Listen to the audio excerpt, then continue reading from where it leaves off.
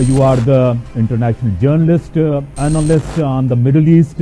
I want your fresh perspective on this. After the killing of Sinwar, what would you say about this?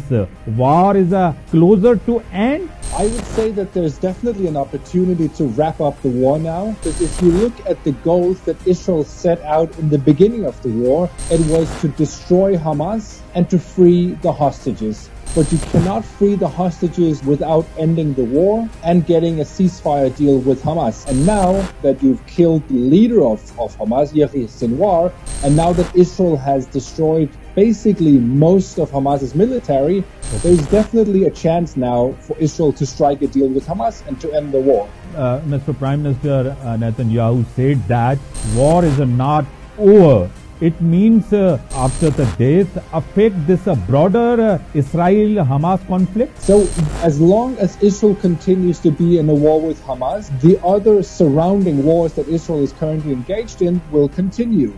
Mainly the one against Hezbollah in Lebanon, because Hezbollah has said that they will continue to attack Israel until the war between Israel and Hamas is over. So Netanyahu now has to make a decision, and so does Hamas, of course, but he has to make a decision. Will he continue to go after each and every member of Hamas inside Gaza until there's nobody left and possibly sacrifice the hostages in doing so? Or will he try and strike a deal with Hamas that could also end some of the other conflicts around him?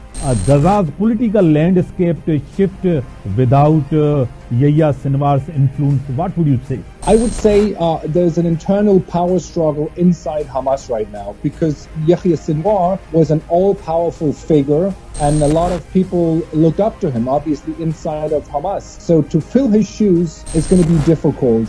The only one who's as senior as Sinwar was, who's still alive, is Khalid Mashal.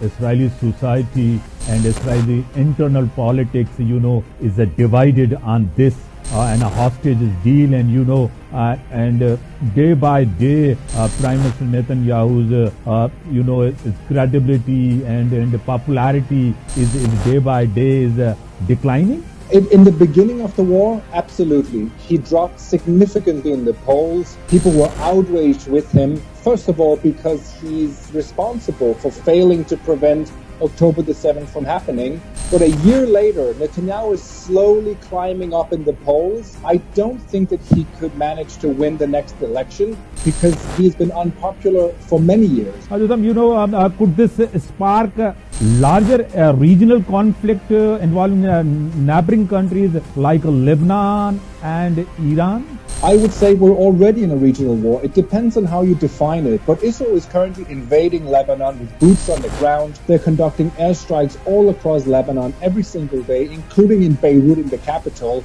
And Iran has fired ballistic missiles at Israel twice. There is an intelligence leak. Israel is going to plan to retaliate, strike against Iran, but this intelligence has been leaked. And today, Iran has lodged a complaint with UNO.